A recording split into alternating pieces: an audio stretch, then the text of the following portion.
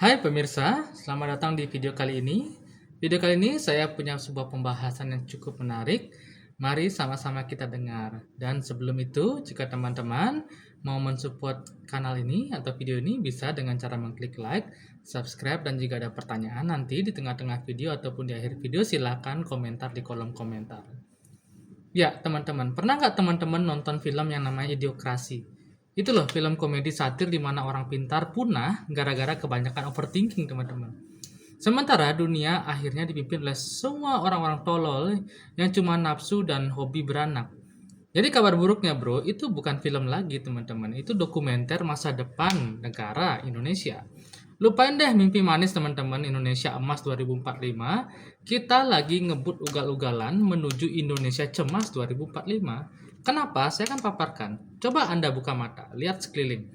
Teman-teman Anda atau orang-orang yang mapan, logis, dan pintar, rata-rata mereka menunda punya anak atau malah child free demi jaga kualitas hidup. Tapi di sisi lain, orang-orang yang buat makan besok aja bingung, malah gaspol teman-teman produksi anak tanpa rem. Alasannya klasik, banyak anak, banyak rezeki. Ini bukan lagi soal hak asasi teman-teman, ini matematika bencana. Kalau populasi orang pintar makin sedikit teman-teman, sementara pabrik kebodohan jalan terus, negara ini bakal runtuh. Bukan karena diserang oleh penjajah atau asing, tapi karena dimakan rayap kebodohan dari dalam mereka sendiri. Tanda 4 ya dari kasus bodoh ini adalah demokrasi sampah. Ya, suara profesor akan kalah sama dengan tukang jual suara demi bansos teman-teman di negara ini. Jadi demokrasi itu aslinya cuma game of math yang sangat brutal teman-teman. Kualitas pemimpin negara ini nggak ditentukan seberapa jenius program kerjanya, tetapi seberapa banyak kepala yang bisa dia kumpulkan. Nah, fakta paling nyesek yang harus kita telan bulat adalah suara satu orang profesor fisika yang seumur hidup dia riset buat energi masa depan, nilainya sama persis di mata kotak suara dengan preman pasar yang nyoblos cuma karena dapat amplop gocap atau sekian ribu pas serangan fajar, teman-teman. Ya, itu seri. Dan seri nggak peduli seberapa besar pajak yang lu bayar atau seberapa besar kontribusi lu buat negara di bilik suara itu, karena angka kamu tuh cuma satu, teman-teman. Dan iya, semua hal itu menjadi dilematika sekarang. Masalahnya, demografi kita didominasi sama kelompok yang mikirnya cuma hanya makan hari ini, bukan negara mau kemana 20 tahun lagi. Akibatnya jelaskan, politik bukan lagi adu gagasan atau visi misi. Politik jadi ajang lelang bansos, teman-teman. Siapa yang bisa ngeguyur beras paling banyak, siapa yang amplopnya paling tebal, ya dia yang otomatis menjadi raja. Nah, politisi cerdas yang nawarin reformasi hukum bakal kalah telak sama politisi yang licik yang nawarin makan siang gratis atau dangdutan. Kenapa? Karena perut lapar nggak punya telinga buat dengerin logika. Mereka nggak butuh visi 2045, yang mereka butuh cuman kenyang 2026. Jadi Anda nggak bakal bisa mengubah sistem yang isinya orang-orang begini teman-teman, nggak bisa. Yang ada cuman buang-buang energi gitu ya. Nah, solusi jalanan buat kita yang cerdas dan pintar cuma satu, yaitu mandiri atau mati. Pastikan hidup lu kebal politik, teman-teman. Asal skill lu sampai skill dewa gitu ya, entah apapun hobi dan kemampuanmu. Cari duit pakai mata uang asing silahkan, biar inflasi rupiah karena kebijakan ngawur itu nggak ngefek ke dapur lu yang ngepul itu. Dan pastikan asap dapur Anda, rumah Anda, pemasukan Anda tetap ada. Karena belas kasihan daripada kebijakan tuh yang nggak pasti teman-teman. Jangan pernah gantungin nasib kamu sama subsidi teman-teman. Serius, itu bunuh diri tuh. Jadilah elit kecil yang nggak tersentuh sama kebodohan birokrasi negara ini. Dan tanda ketiga teman-teman yaitu pabrik kriminal. Anak hasil coba-coba ya bakal jadi begal atau mungkin jadi parasit di negara ini. Yang mana itu secara sekarang sudah mulai kelihatan seperti itu ya. Kita sering dicekoki istilah manis, bonus demografi. Seolah-olah makin banyak anak muda itu otomatis negara makin kaya, teman-teman. Itu omong kosong paling besar. Yang kita lihat di lapangan saat ini adalah bukan bonus tapi bencana demografi. Bayangin, ada jutaan anak lahir dari keluarga yang buat makan besok aja bingung. Mau ngasih gizi apa ke mental anaknya juga bingung, pendidikan anaknya juga bingung. Ini bukan salah bayinya teman-teman, tapi ini adalah hasil produksi rumah tangga yang asal bikin anak tanpa mikir after sales service-nya kayak apa. Lahir karena kecelakaan, gede karena kebetulan, akibatnya anak-anak ini akan tumbuh liar tanpa panduan moral yang bagus. Di rumah mereka ditelantarkan karena orang tuanya sibuk cari receh. Di sekolah cuma formalitas titip absen. Ya akhirnya mereka dididik sama hukum rimba jalanan. Mereka gede bukan jadi inovator atau insinyur, tetapi jadi pasukan ormas, membuat onar menjadi preman, preman parkir ya, yang maksa, atau mungkin yang paling sadis mereka jadi komplotan begal yang siap bacok orang cuma buat ngerampas HP butut gitu ya. Jadi sadar nggak lo ya? Kita sebagai bangsa lagi sibuk membesarkan predator yang 10-20 tahun lagi bakal menarget anak-anak Anda. Dan anak Anda yang Anda didik seperti itu susah payah, les mahal, Anda kasih gizi premium, suatu saat bisa jadi korban kebrutalan anak hasil coba-coba ini yang nggak punya rasa takut dan nggak punya masa depan ini. Terus Anda mau apa coba? Ceramahin orang tuanya? Telat bro. Solusi buat Anda cuma satu, benteng privasi.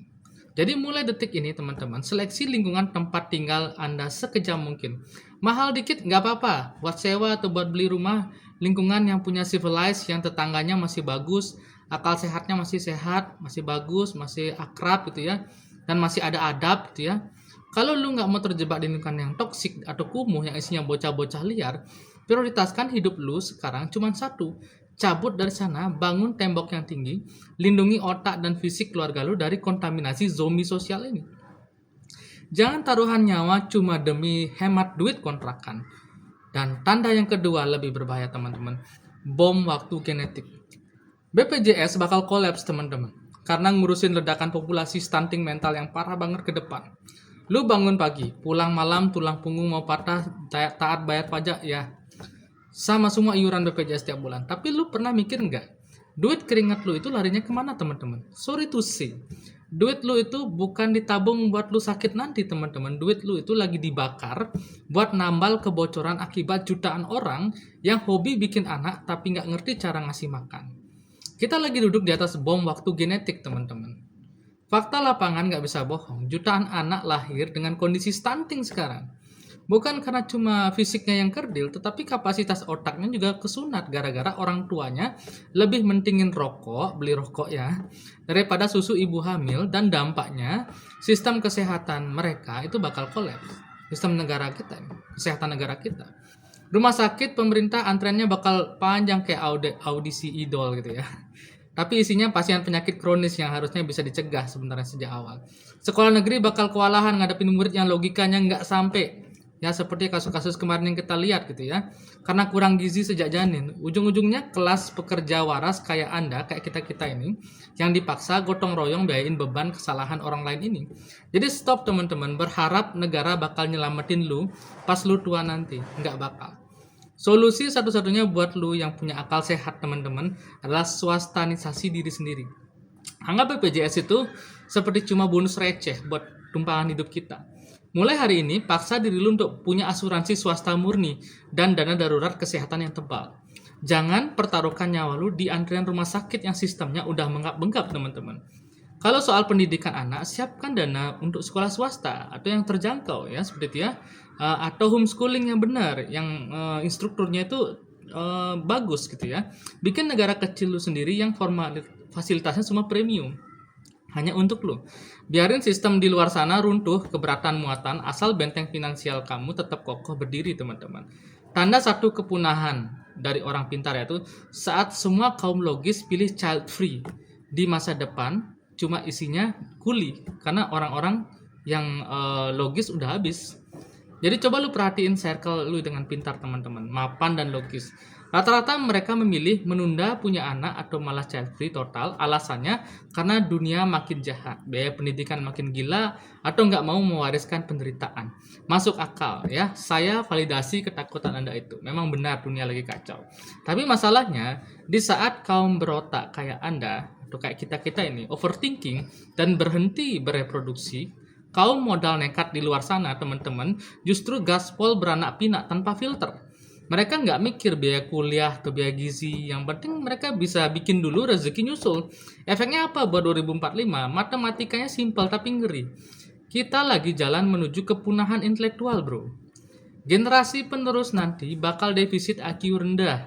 pasar kerja masa depan diisi sama inovator, saintis atau problem tapi bakal dibanjiri sama kuli kasar dan buruh murah dari negara kita sendiri. Hasil produksi massal tanpa quality control ini teman-teman ya, negara kita nggak bakal krisis jumlah manusia, tetapi kan krisis jumlah otak yang cerdas.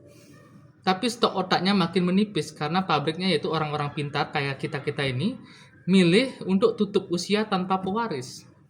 Jadi lu bayangin siapa yang bakal nge-audit kebijakan atau teknologi nanti kalau gen cerdasnya udah punah, isinya preman semua. Nah, kalau lu emang kekeh milih child free atau cuma mau punya anak dikit ya, dengerin gue baik-baik teman-teman. Lu punya hutang moral sama peradaban. Solusinya cuma satu, jadilah mentor. Kalau kelak kamu mau ninggalkan jejak biologis, lu wajib ninggalkan setidaknya jejak intelektual. Kalau nggak mau jejak biologis, cari anak muda atau siapa itu ya, anak muda yang berpotensi di kantor ataupun di sekitar Anda. Bocah yang matanya masih nyalanya bagus ya, otaknya masih bisa dibentuk. Adopsi mereka. Ya, adopsi mereka secara mental. Transfer semua logika kamu, critical thinking kamu, mindset kamu ke mereka. Jangan egois bahwa ilmu Anda itu Anda bawa ke liang kubur, teman-teman. Kalau gen Anda berhenti di Anda sendiri, pastikan warisan otak Anda tetap hidup di orang lain.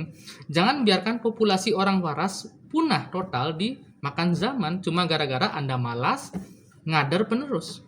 Jadi stop halusinasi teman-teman soal Indonesia emas yang serba canggih di tahun 2045. Realitanya nanti kamu akan melihat jalanan penuh dengan begal, rumah sakit kolab, pemimpin negara dipilih cuma karena jogetnya yang paling asik, bukan karena visinya. Saya nggak ngajak Anda membenci orang miskin teman-teman, tapi Anda harus sadar posisi. Kapal ini bocor parah teman-teman, dan nambalnya nggak bisa cuma pakai doa atau slogan pemerintah. Dan tugas saya dan Anda sekarang cuma satu, mempertebal dompet, mempertinggi tembok rumah, dan mempertajam otak dan skill. Biarkan kaum asal coblos itu beranak pinak tanpa logika teman-teman, tapi pastikan kita yang pegang kendali nasib. Jangan sampai anak cucu kita jadi budak di negeri yang dipimpin oleh kaum idiokrasi. Selamatkan akal sehat kamu sebelum punah. Terima kasih sudah menonton, jangan lupa untuk support selalu kanal ini, dan nantikan video berikutnya.